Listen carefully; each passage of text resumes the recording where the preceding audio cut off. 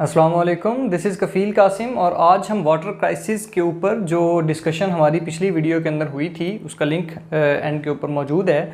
उससे अगला जो स्टेप था कि हमारी वाटर क्राइसिस की रीज़न्स तो हमें पता चल गई थी कि कौन कौन सी ऐसी वजूहत हैं जिनकी वजह से पाकिस्तान के अंदर जो वाटर लेवल है वो डाउन जा रहा है, वाटर अवेलेबिलिटी कम हो रही है। पाकिस्तान वाटर अबंडेंट होने के बावजूद वाटर स्ट्रेस्ड कंट्रीज़ के अंदर शामिल हुआ, अब वाटर स्कार्स होने की तरफ जा रहा है। और कुछ रिपोर्ट्स आती हैं कि पाकिस्तान कुछ उन ममालिक में से होगा जो कि पानी की गैर मौजूदगी की वजह से बड़ी बुरे तरीके से इफ़ेक्ट होंगे। सो आज हम देखेंगे कि वाटर की कमी की वजह से, वाटर क्राइसिस की वजह से, वाटर स्कार्सिटी की वजह से कौन कौन से हमारी सिस्टम के ऊपर इम्पैक्ट्स हो सकते हैं।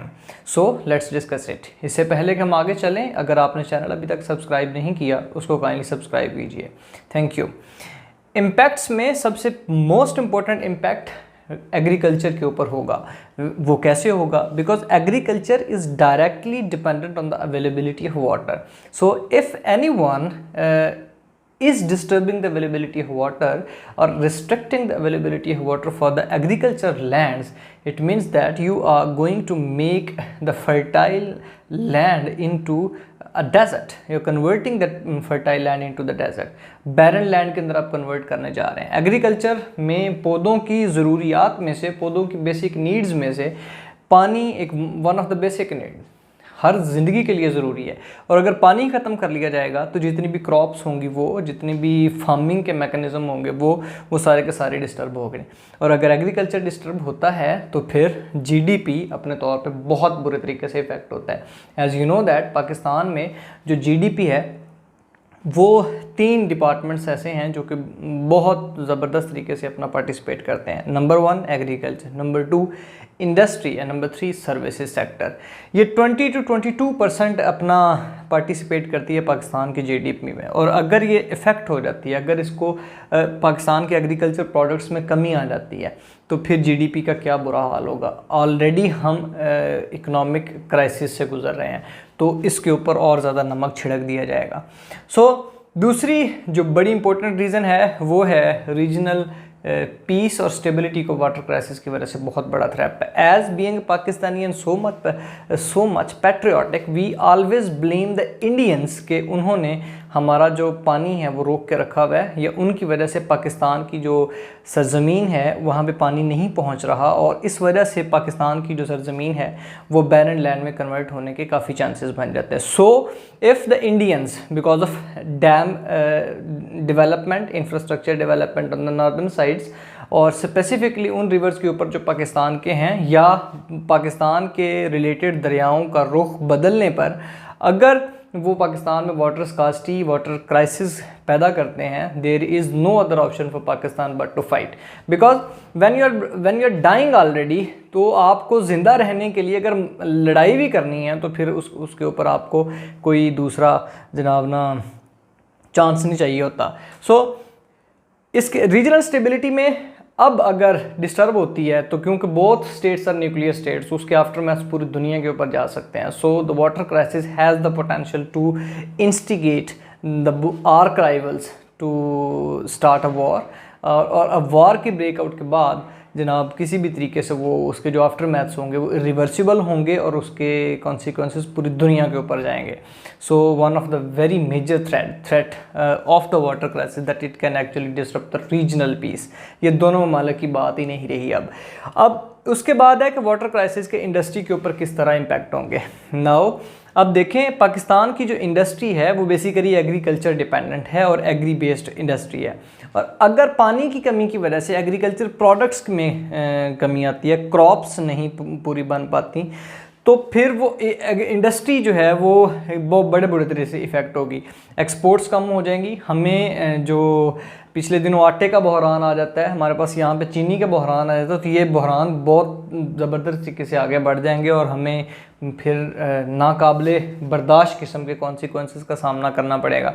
सेकेंडली, अगर इंडस्ट्री इफ़ेक्ट होती है तो फिर जीडीपी के ऊपर भी इफ़ेक्ट होगा। आप देखें 20% ऑलमोस्ट ये 20% ये अपना पार्टिसिपेशन करते हैं पाकिस्तान की जो जीडीपी है उसमें, जीडीपी ग्रोथ में। मगर अगर ये भी इफ़ेक्ट हो जाए, एग्री बेस्ड इंडस्ट्री भी इफ़ेक्ट हो जाए और एग्रीकल्चर डिपार्टमेंट खुद इफेक्ट हो जाए, तो फिर अल्टीमेटली जीडीपी का क्या हाल होगा, कुछ भी नहीं बचेगा। मतलब अनएम्प्लॉयमेंट का रेट भी कितना ऊपर चला जाएगा।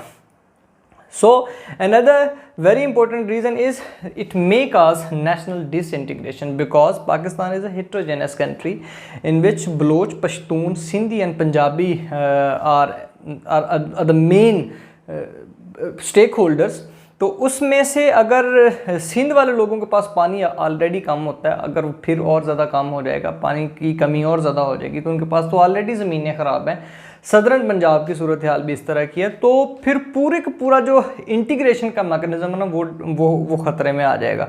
ये लोग आपस में ही झगड़ना शुरू कर देंगे कि आप लोग हमारा जो पानी है ना वो पी रहे हो, वो ज़ाया कर रहे हो। असल में जैसे कि अब हो रहा है, मतलब सिंध पंजाब के ऊपर और इसकी जो अपर राइपेरियन प्रोविंसेस हैं उनके ऊपर ब्लेम करता है कि आपकी वजह से हमारी जो ज़मीनें हैं वो ख़राब होती हैं, और अगर हमारी ज़मीनें ख़राब होती हैं तो हमारे फार्मर्स इफ़ेक्ट होते हैं, और वो फार्मर इफ़ेक्ट होने के बाद फिर कॉन्सिक्वेंसेस जैसे आप सबको उम्मीद है मालूम होंगे। उसके बाद अनएम्प्लॉयमेंट। अनएम्प्लॉयमेंट मींस कि इंडस्ट्री भी इफेक्टेड है, एग्रीकल्चर भी इफेक्टेड है। पाकिस्तान की 60% पॉपुलेशन रूरल एरियाज़ के अंदर रहती है, और इस रूरल एरियाज़ में रहने वाली पॉपुलेशन में ऑलमोस्ट 50% लोग एग्रीकल्चर पर डिपेंडेंट है, फार्मिंग करते हैं या वो ऐसे ज़मीनों पर फसलें वगैरह उगाते हैं। अब अगर पानी नहीं होगा तो ज़मीन पर फसल नहीं लग सकती, वो यील्ड प्रॉपर नहीं दे सकती, तो अनएम्प्लॉयमेंट रेट अपने तौर पे बहुत ज़्यादा बढ़ जाएगा। क्योंकि ये तो वो लोग हैं जो कि इनफॉर्मली पाकिस्तान की इकॉनमी के अंदर अपना हिस्सा अदा कर रहे हैं, पार्टिसिपेट कर रहे हैं। मगर अगर किसी भी इस किस्म के क्राइसिस की वजह से अगर ये दोनों डिपार्टमेंट ख़राब होते हैं, तो इतनी जो यंग पॉपुलेशन पाकिस्तान में मौजूद है वो अनएम्प्लॉयड हो जाएगी। और अगर ये अनएम्प्लॉयमेंट का रेट बहुत ज़्यादा बढ़ जाता है, तो फिर आप सोचें कि पाकिस्तान के जो सोशल इंडिकेटर हैं वो किस तरह जनाब ना इफ़ेक्ट होते हैं। मिसाल के तौर पे जो गुर्बत है वो तो तहज़ीब के जितने भी आदाब हैं उनको ख़त्म कर देती है, क्रिमिनलिटी बढ़ जाएगी, लोग एक दूसरे को मारना शुरू हो जाएंगे, सोशल इंडिकेटर्स आपके बहुत ज़्यादा इफ़ेक्ट हो जाएंगे, आपकी इकॉनमी को बहुत बड़ा धचका लगेगा, और इंटीग्रेशन के ऊपर, आपके नेशनल इंटीग्रेशन के ऊपर बहुत सारे सवालिया निशान बन जाएंगे। बहुत सारे नॉन स्टेट एक्टर्स इसका फ़ायदा ले सकते हैं। So it is also a very important threat that is caused by the water crisis. उसके बाद है डेजर्टिफिकेशन। डेजर्टिफिकेशन इस वक्त दुनिया का बहुत क्लाइमेट चेंज के बाद बहुत बड़ा थ्रेट है। मतलब आप ज़मीनों को डेजर्ट्स में कन्वर्ट कर रहे हैं। How? Because you are actually by cutting the forest, by cutting the trees, by and because of the increasing temperature, जो लाइफ है दूसरी प्लांटी किंगडम की जो लाइफ है वो बड़ी थोड़ी रह गई है। और आप देख रहे हैं कि हम अपनी लस्ट की वजह से, ह्यूमन लस्ट की वजह से, ह्यूमन जो फैसिलिटीज़ हैं उनकी वजह से फ़ॉरेस्ट को ख़त्म कर रहे हैं। तो उस फॉरेस्ट के ख़त्म हो जाने के बाद जो पूरा साइकिल है, वाटर साइकिल है ना, वो बड़े तरीके से डिस्टर्ब होता है। तो अल्टीमेटली क्योंकि वाटर अवेलेबिलिटी कम हो जाती है, तो फिर वो डेजर्ट्स के अंदर कन्वर्ट होना शुरू हो जाते हैं। वाटर क्राइसिस होगा तो हमारे पास तो ऑलरेडी वाटर साइकिल ख़राब है, वाटर क्राइसिस भी आ जाएगा तो जितने प्लांट्स हैं वो सारे मर जाएंगे, डेजर्ट्स में कन्वर्ट हो जाएंगे, और डेजर्ट रहने की जगह इंसानों के लिए नहीं है। मसलन ज़्यादातर इंसान इस किस्म की जो डेजर्ट प्लेस होती हैं उनके ऊपर नहीं रहते, बहुत कम लोग ना इस किस्म के इन्वायरमेंट के लिए अडाप्टेड होते हैं। The next and very most important threat is migration. अब पूरी दुनिया में ना इस वक्त जो माइग्रेशन का इशू है ना वो चल रहा है। मतलब जो गरीब लोग होते हैं जिनके पास बेसिक फैसिलिटीज़ पूरी नहीं हो रही होती, वो अपनी जगह से उठते हैं और किसी दूसरी जगह पे जाके बसना शुरू कर देते हैं। मुल्क इस वजह से डिस्टर्ब हो रहे हैं, इमिग्रेशन क्राइसिस है। जो अमेरिकन है ना वो भी मैक्सिको के ऊपर बॉर्डर बिल्डअप कर रहे हैं, मतलब बॉर्डर मैनेजमेंट अब काफ़ी हद तक सख्त होने शुरू हो गई है। तो वाटर की वजह से अब देखिए, water is a basic and very essential component of life, और अगर वो किसी जगह पे कम है, वो स्कार्स, वाटर अवेलेबिलिटी नहीं है। अच्छा, वाटर क्राइसिस भी बेसिकली ना दो किस्म का होता है। वाटर स्कार्सिटी दो किस्म की होती है, फिजिकल और इकोनॉमिक वाटर स्कार्सिटी। फिजिकल का मतलब होता है कि पानी, नेचुरल रिसोर्सेज जो है ना पानी के, वो ही कम होना शुरू हो जाएं, और इकोनॉमिक स्कार्सिटी का मतलब होता है कि जो पानी की मैनेजमेंट है उस वजह से पानी की कमी होना शुरू हो जाए। नेचुरल रिसोर्सेज तो क्लाइमेट की वजह से डिस्टर्ब हो रहे हैं, वो भी हमारे ऊपर एक बहुत बड़ा प्रेशर है, मगर जो हमारे पास पानी नेचुरली मौजूद होता है हमारी उसके ऊपर भी मिस मैनेजमेंट है। और उस मिस मैनेजमेंट की वजह से जिन इलाकों के अंदर पानी मौजूद नहीं है, आपने बहुत सारी हाउसिंग सोसाइटीज़ के बारे में सुना होगा, वो अक्सर लिखते हैं मीठा पानी जनाब ना यहाँ पे मौजूद है। मतलब क्या ये लिखने की कौन सी ज़रूरत है? इट इज़ ऑब्वियस कि हर जगह पे पानी होना चाहिए था। ये क्यों है? क्योंकि असल में जो पानी पीने का है, ड्रिंकिंग वाटर जो है ना, वो कमी हो रही है। और लोग वो वाली जगह जहाँ पे उनको पानी की अवेलेबिलिटी नहीं है, मीठे पानी की अवेलेबिलिटी नहीं है, वहाँ से उठ के वो किसी ऐसी जगह के ऊपर जाना चाहते हैं। और अल्टीमेटली अर्बनाइजेशन बढ़ा रहा है और ये कम्युनिटीज़ को डेवलप कर रहा है। इसकी वजह से बहुत सारी जो फर्टाइल लैंड है वो ख़राब हो रही है और इमिग्रेशन क्राइसिस जनाब ना हो रहा है, और माइग्रेशन भी ये बहुत बड़ा इशू है। उसके बाद loss of biodiversity. This is the planet where almost 30 million species are actually living. अब इट इज़ एंटिसिपेटेड और 15 लाख से ज़्यादा किस्मों के जानवर यहाँ पे मौजूद हैं और 5 लाख से ज़्यादा यहाँ पे पौधे मौजूद हैं। उसके बाद माइक्रो ऑर्गेनिज़म्स भी हैं जो बेनिफिशियल भी हैं और हार्मफुल भी हैं। मगर इम्पोर्टेंट बात ये है कि लोगों के रहने की जगह जो है ना वो ख़राब हो रही है। मिसाल के तौर पे हमारे पाकिस्तान के अंदर जो लोग जिन लोगों का दरियाओं के साथ, नहरों के साथ कोई आना जाना होगा, कनेक्शन होगा, उन्होंने देखे होंगे तो उनको पता होगा लोगों ने अपने गटरों का पानी, गंदे नालों का पानी ना उन्होंने उसके साथ मिला दिया। Ultimately they are polluting the habitat of the natural and aquatic life. वो किधर रहेंगे? वो मरेंगे। और अगर इंसान की या पूरे सिस्टम की ज़िंदगी में से कोई भी दूसरी ज़िंदगी, कोई भी दूसरी स्पीशी अगर वो मर जाती है तो उसका इफ़ेक्ट सिर्फ इंसान पे नहीं, पूरे सिस्टम पे होता है। तो ये बहुत बड़ा लॉस है। WWF नोट करके देता है कि पाकिस्तान में बायोडाइवर्सिटी ना अपनी जगह से बहुत ज़्यादा हिल रही है। डाइवर्सिटी, वैरायटी ऑफ लाइफ जो है ना वो उसको नुकसान हो रहा है, वो मर रही है। उसकी बहुत बड़ी वजह हैबिटाट डिस्ट्रक्शन है। और हैबिटाट डिस्ट्रक्शन की बहुत बड़ी वजह जो पानी की कमी है। पानी अगर नहीं होगा तो एक्वेटिक लाइफ तो डेफिनेटली ख़राब हो रही है, और अगर मौजूद है तो उसके ऊपर हमने गटरों का पानी डाल दिया। वो ना एक्वेटिक लाइफ के लिए रहा, ना ह्यूमन बींग्स के लिए रहा, ना वो लोग जो इसको वैसे ड्रिंकिंग के तौर पर इस्तेमाल कर सकते थे, वो भी उनके लिए भी नावना उजड़ गई। तो मतलब इसके वर्सटाइल किस्म के इम्पैक्ट होते हैं। वाटर क्राइसिस अगर होगा तो इसका सबसे अहम और इम्पोर्टेंट इम्पैक्ट ये वाला है, रीजनल स्टेबिलिटी और piece.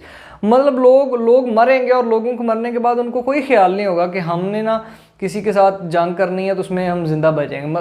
When you have only one option that you are going to die because of the water scarcity, because of the unavailability of water, then there is no shyness कि वो fight की तरफ निकल रहे हैं। वो निकलेंगे, इसके अलावा उनके पास चॉइस ही कोई नहीं बचेगी। होपफुली आपको समझ आ गया होगा। अब हम देखेंगे कि हमें रीजंस पता लग गए हैं, इम्पैक्ट्स वाटर क्राइसिस के कुछ हद तक पता लग गए हैं। आपके पास इसके अलावा बहुत सारे पॉइंट्स मौजूद होंगे, उनको कमेंट बॉक्स के अंदर ज़रूर शेयर करें। अब हम नेक्स्ट वीडियो के अंदर देखेंगे कि इन सारी क्राइसिस से के लिए सॉल्यूशंस कौन से हो सकते हैं, और डैम जो बिल्ड किए जाते हैं, डैम जो बनाए जाते हैं, उनके कौन कौन से फ़ायदे हो सकते हैं। इस वक्त पाकिस्तान में द्यामिर भाषा डैम बन रहा है, वो उसके लिए फैक्ट फिगर कौन से हैं उसके, और इसकी वजह से पाकिस्तान के जो वाटर, ये जो टर्मिनोलॉजी पाकिस्तान के लिए इस्तेमाल, Pakistan is a water stressed country and it is going to be the water scarce in the next few years. तो ये कैसे चेंज हो सकता है? क्या हम इस क्राइसिस के ऊपर काबू पा सकते हैं, और अगर हम काबू पा सकते हैं तो किस तरह इसका जनाब ना नुकसान होता है। अब दूसरा वेरी इंपॉर्टेंट एक पॉइंट मेरे माइंड में आ गया, इसका हमारी जो हाइडल पावर है उसके ऊपर कितना नुकसान। मतलब आपके पास पानी कोई नहीं है तो आप वो बिजली कैसे बना सकते हैं, और आपकी पूरी इंडस्ट्री जनाब ना बिजली के ऊपर डिपेंडेंट है, इंडस्ट्री सारी की सारी इसके ऊपर चल रही, तो फिर ये लाइफ कैसे चलेगी। होपफुली आपको समझ आ गई होगी। चैनल अगर आपने सब्सक्राइब नहीं किया तो उसको काइंडली सब्सक्राइब है। Thank you so much. अल्लाह हाफिज़।